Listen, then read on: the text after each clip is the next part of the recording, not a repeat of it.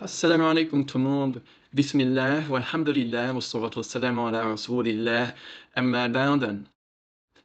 On continue notre cours de jurisprudence simplifiée, toujours dans le livre de la prière. Et aujourd'hui, on voit le chapitre qui concerne les prières surérogatoires. Et on verra à leur propos cette question. Tout d'abord, quel est le mérite et la sagesse derrière leur législation? Ensuite, quelles sont les catégories des prières surérogatoires? Puis, est-ce qu'il est recommandé de les accomplir en congrégation? Qu'est-ce que les prières al-rawatib? Quel est le jugement et le temps du witr, de la prière du witr? Comment on fait le witr? Et enfin, à quel moment les prières surérogatoires sont-elles interdites? Tout d'abord, une prière surérogatoire, c'est toute prière recommandée, mais qui n'est pas obligatoire pour le musulman. La première question est donc, quel est le mérite de ces prières et la sagesse de leur législation? Tout d'abord, leur mérite. Les prières surérogatoires font partie des meilleures adorations par lesquelles on peut se rapprocher d'Allah subhanahu wa ta'ala. Et ce, après la lutte sur le sentier d'Allah et l'étude de la science religieuse. Le prophète sallallahu alayhi wa sallam se rapprochait de son Seigneur Allah azza wa jal de manière assidue par l'accomplissement de nombreuses prières surérogatoires. Et l'un des mérites principaux, c'est d'obtenir l'amour d'Allah azza wa jal. D'après Abu Huraira, radiallahu anhu, il a dit que le messager sallallahu alayhi wa sallam a dit un jour, Allah subhanahu wa ta'ala a dit dans le hadith Qudsi, certes, mon serviteur ne se rapproche pas de moi par une chose que je n'aime plus que ce que je lui ai prescrit. C'est-à-dire que les œuvres les plus aimées d'Allah, ce sont les œuvres obligatoires. La prière obligatoire, le zakat obligatoire, le jeûne obligatoire, et ainsi de suite. Puis Allah a dit dans le hadith, et mon serviteur ne cesse de se rapprocher de moi par des œuvres surérogatoires jusqu'à ce que je vienne. La sagesse derrière la législation maintenant. C'est tout simplement une miséricorde de la part d'Allah. Qu'est-ce que ça veut dire? Allah, de par sa sagesse, il nous a enjoint des œuvres surérogatoires en parallèle à toutes les œuvres obligatoires. On a des prières obligatoires et on aura donc des prières surérogatoires. On a un jeûne obligatoire, on aura aussi des jeûnes surérogatoires. On a une zakat, une aumône obligatoire, on va avoir des aumônes surérogatoires. Et ça, c'est pour plusieurs raisons. Pour que le croyant accroisse sa foi, pour que le croyant s'élève dans ses degrés au paradis, et c'est également un moyen de combler le manque des actes obligatoires. Le jour du jugement, ces actes additionnels qui sont aimés d'Allah vont venir combler ce qui est obligatoire. Il faut savoir qu'aucun de nos actes sont parfaits comme ils devraient l'être. Et au jour du jugement, quand on sera jugé pour ces actes qui sont donc imparfaits, on peut dire en quelque sorte que les œuvres surérogatoires viendront à leur rescousse pour les combler. En effet, il a été apporté du hadith d'Abu Huraira qui a dit que le prophète sallallahu alayhi wa sallam a dit, au jour de la résurrection, la première chose sur laquelle le serviteur musulman sera jugé est la prière obligatoire. On regardera si elle est complète. Sinon, c'est-à-dire si elle n'est pas complète, on va dire, regardez s'il faisait des prières surérogatoires. S'il faisait des prières surérogatoires, alors sa prière obligatoire sera complétée par ses prières qui sont que recommandées, et puis on fera de même pour le reste des obligations. Ces actes surérogatoires sont vraiment très importants. Il faut vraiment veiller à les faire, à ne pas les délaisser en disant « c'est pas grave, comme elles ne sont pas obligatoires, je peux les abandonner ». Deuxième question maintenant, quelles sont les catégories des prières surérogatoires? D'un point de vue général, les savants séparent les prières surérogatoires en deux catégories. On y a ce qu'on appelle al-nawafil al-muqayyada. Nawafil, c'est le pluriel de nafila, ça veut dire surérogatoire. Et on a al-nawafil al-mutlaqa. Donc les premières, ce sont les prières muqayyada, c'est-à-dire qu'elles sont limitées et restreintes à une chose particulière, un temps, une cause ou un événement. Certaines, par exemple, sont liées aux prières obligatoires. C'est ce qu'on va appeler les prières al-rawatib. D'autres sont indépendantes des prières obligatoires, mais elles sont liées à un temps particulier dans la journée. Par exemple, la prière du witr, qui est accomplie pendant la nuit, ou la prière de la matinée qui s'appelle Salat ad-Duha. D'autres vont être liées à un événement, comme par exemple la prière de l'éclipse. Et parmi ces nawafil muqayyada, les plus recommandés sont dans cet ordre. Il y a d'abord la prière de l'éclipse, puis la prière du witr, puis la prière de demande de la pluie, puis la prière du tarawih pendant le ramadan. Et maintenant, la deuxième catégorie des prières surérogatoires, on les appelle al-nawafil al-mutlaqa. Elles ne sont pas délimitées par un temps précis, elles n'ont pas de cause particulière. C'est-à-dire toute prière qu'on peut accomplir à toute heure du jour et de la nuit, sans raison particulière, sans qu'elle soit liée à un temps précis. Et parmi ces prières qu'on appelle mutlaqa, on peut les faire toute la nuit sans restriction. On peut aussi les faire de jour, à l'exception de certains temps d'interdiction. Et il faut savoir que la prière de la nuit a plus de mérite que la prière de jour. Troisième question maintenant, est-ce que ces prières recommandées, on les accomplit en congrégation, c'est-à-dire en groupe ou en jama'a? Les savants ont mentionné uniquement 3 types de prières qui se font en groupe. Ce sont la prière de Tarawih, qui est la prière de la nuit pendant le Ramadan, la prière de demande de la pluie et la prière de l'éclipse. Si on fait d'autres prières de temps à autre en groupe, c'est permis. Parce qu'il a été rapporté du prophète sallallahu alayhi wa sallam qu'il priait la nuit et que certains de ses compagnons le rejoignaient durant sa prière. Par contre, le fait d'accomplir constamment une prière surérogatoire en groupe, c'est une innovation à ne pas faire. Quatrième question maintenant, les prières, ce qu'on appelle al-rawatib. Al-rawatib, c'est une prière de al-rawatib, qui désigne en fait quelque chose de constant et de permanent. Donc, les prières qu'on dit rawatib, ce sont des prières surérogatoires permanentes. Ça veut dire qu'elles sont constamment associées aux prières obligatoires. Et le but de celle-ci, comme on a dit, c'est de combler le manque qui va survenir lors de nos prières obligatoires. Il y a 10 rawatib, 10 unités de prière. Il y aura 2 unités avant le fajr, 2 avant le dhuhr, 2 après le dhuhr, 2 après le maghrib et 2 après l'isha. Abdullah ibn Omar a dit: j'ai appris du messager sallallahu alayhi wa sallam le fait d'accomplir 2 unités avant le dhuhr, 2 après le dhuhr, 2 après le maghrib et 2 après l'isha. Et puis il a dit que sa sœur Hafsa radiyallahu anha, l'épouse du prophète sallallahu alayhi wa sallam, l'a informé que le prophète sallallahu alayhi wa sallam faisait aussi 2 unités avant le fajr, c'est-à-dire après l'adhan, après l'atteinte à la prière.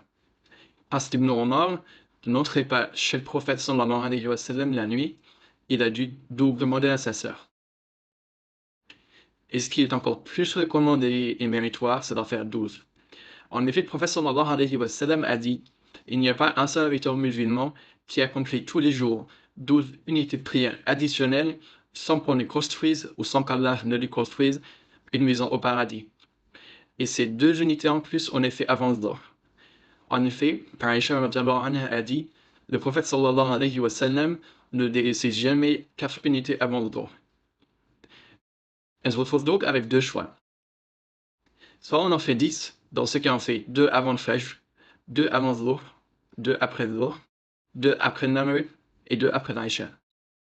Soit on en fait 12 et on en fait 2 avant le fajr, 4 avant le dhuhr, et dans ces cas on les fait 2 par 2, 2 unités, on coupe la prière et on refait 2 unités, et 2 après le dhuhr, 2 après le maghrib et 2 après l'isha.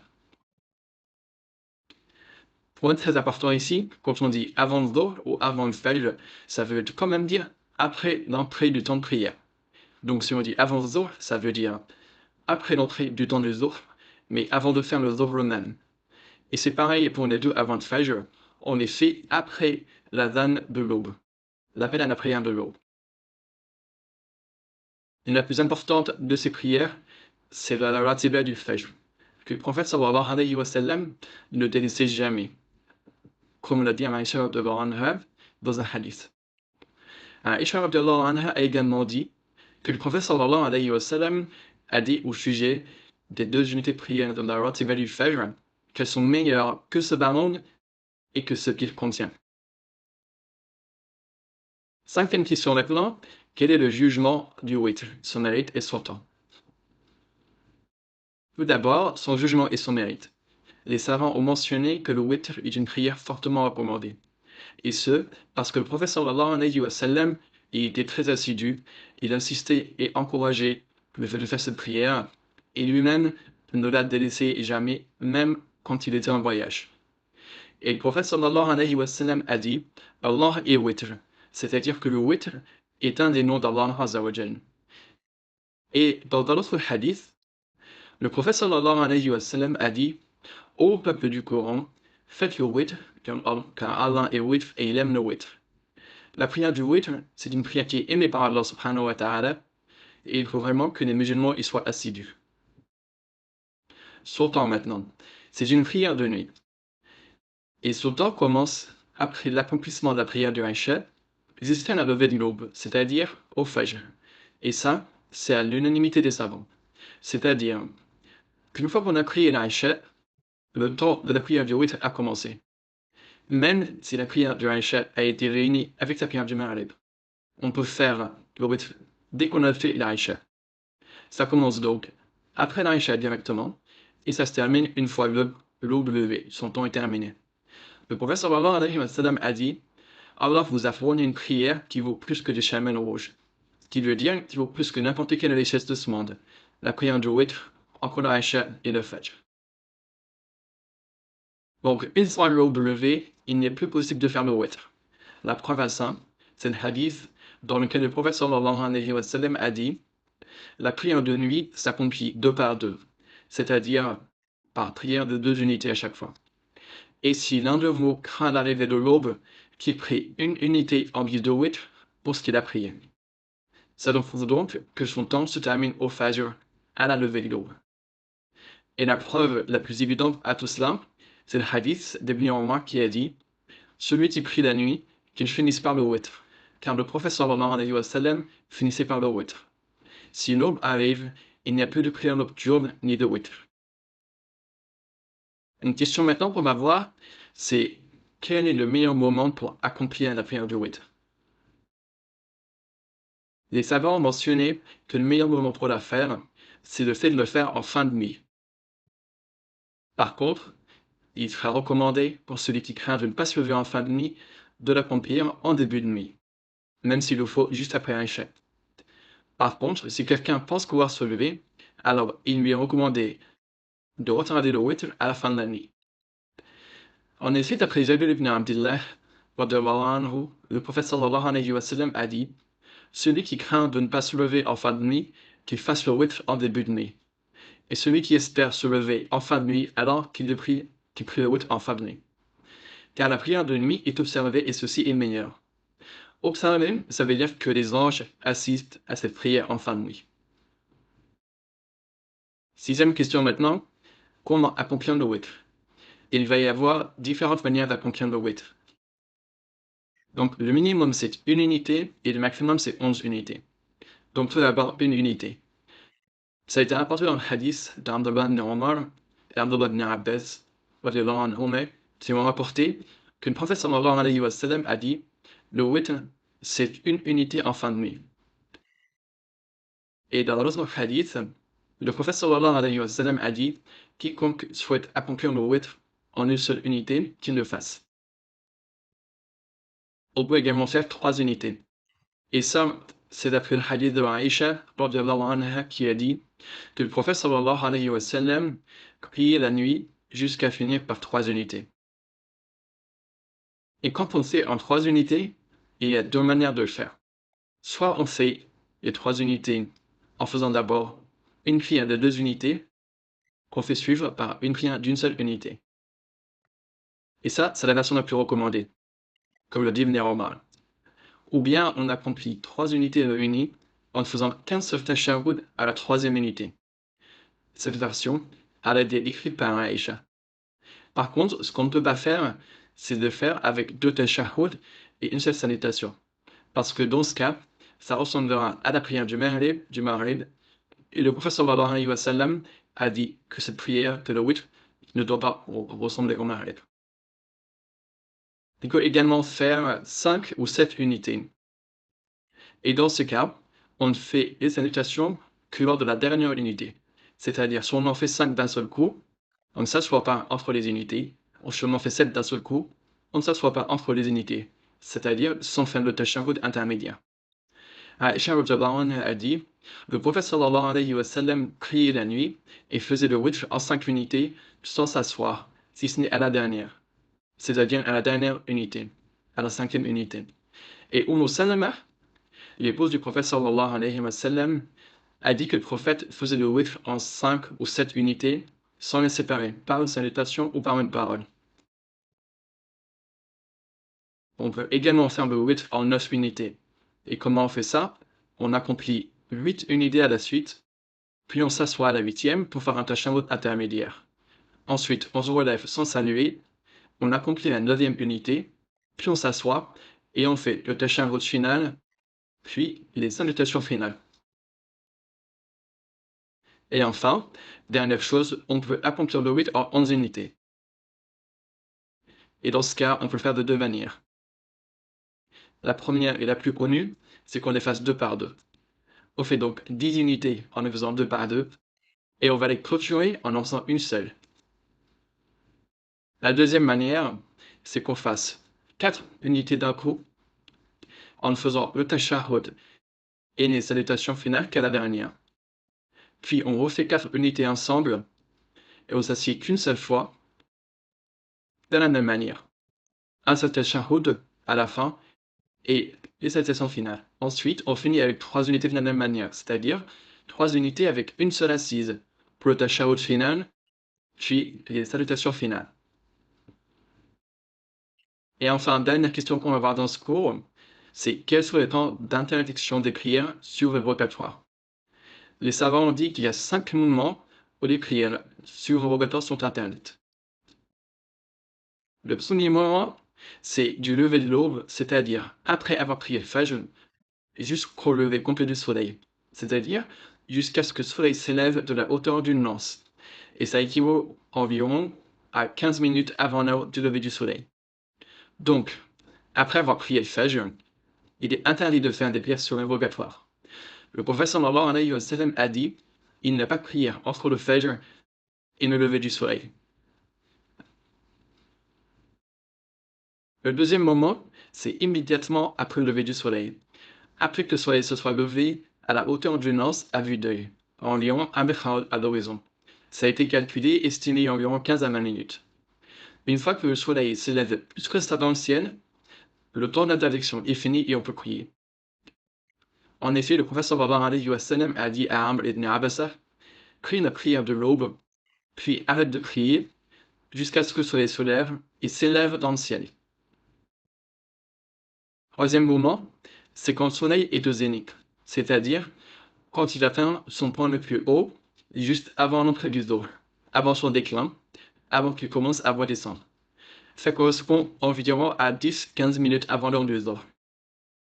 Et la preuve à ça, c'est le hadith de Uqba ibn Amir qui a dit, le prophète sallallahu alayhi wa sallam nous a interdit de prier à ces 3 moments et nous a interdit d'enterrer nos morts à ces 3 moments. Quand le soleil se lève jusqu'au moment où il s'élève, au moment du zénith, jusqu'à ce que le soleil commence à redescendre, et quand il commence à se coucher, jusqu'au coucher même. Quatrième moment d'interdiction, ça commence après la prière du Asr. C'est-à-dire, une fois qu'on a accompli la prière du Asr, jusqu'au coucher du soleil, c'est-à-dire jusqu'à l'entrée du temps du Maghrib. Le prophète sallallahu alayhi wa sallam a dit, il n'y a pas de prière après le Fajr jusqu'au lever du soleil, et il n'y a pas de prière après le Asr jusqu'au coucher du soleil. Et enfin, 5e point d'interdiction, c'est quand le soleil commence à se coucher jusqu'au coucher même. Donc, pour simplifier, on peut les résumer en 3 moments d'interdiction. Tout d'abord, après le Fajr, jusqu'à ce que le soleil s'élève dans le ciel. Puis, au moment du zénith, jusqu'à ce que le soleil commence à descendre vers l'ouest. Et enfin, après la prière du Asr, jusqu'à ce que le soleil soit complètement couché. Et ce qui est visé dans ces interdictions, ce sont les nawafil al-mutlaqa, c'est-à-dire les prières surrogatoires mutlaqa. Celles qui n'ont pas de temps particulier, pas de cause particulière, qui ne sont pas liées à un événement particulier. Celles-ci, elles sont interdites pendant ces temps d'interdiction. Par contre, en ce qui concerne les nawafil mu'aqqata, c'est-à-dire celles qui sont déterminées par une cause ou un événement particulier, on peut les faire lors de ces moments d'interdiction en cas de nécessité. Et on a donc parmi les exceptions, la prière après le tawaf de la Kaaba, on peut le faire à tout moment. Deuxième cas de figure, c'est le fait de rattraper la prière sur le rocatoire du Fajr après le Fajr. Pour celui qui l'a oublié, ou quelqu'un qui est arrivé en retard à la prière en groupe et qui n'a pas eu le temps de la faire avant. Dans ce cas, il est autorisé de rattraper cette prière surrogatoire après le Fajr. Mais bien sûr, elle doit être rattrapée avant le lever du soleil. Également, si on rattrape la prière surrogatoire du dos après l'Asr, donc celui qui n'a pas pu le faire. Donc, quelqu'un qui a l'habitude de faire des prières surrogatoires avant ou après le dos, il a le droit de le faire après l'Asr. On a aussi le cas de celui qui va rattraper une prière obligatoire parce qu'il dormait ou qu'il l'a oublié. Le prophète sallallahu alayhi wa sallam a dit « Celui qui dort ou oublie une prière, qu'il l'a pris dès qu'il s'en souvient. » Parce que la prière obligatoire, c'est une dette que le musulman se doit de rembourser. Il doit donc la faire dès qu'il s'en souvient, quel que soit le moment. On a également la prière sur les morts. Les deux unités de prière qu'on fait quand on entre dans la mosquée. La prière de l'éclipse. Les deux unités de prière qu'on fait après avoir fait ses ablutions. Et enfin, autre exemple, la prière de consultation, si elle est vraiment nécessaire et qu'il faut une réponse urgente. Voilà, alhamdulillah rabbil alamin, c'est tout pour aujourd'hui. Barakallahu li wa lakum. Subhanaka Allahumma wa bihamdik. Ashhadu an la ilaha illa ant. Astaghfiruka wa atubu ilayk. Assalamu alaikum wa rahmatullahi wa barakatuh.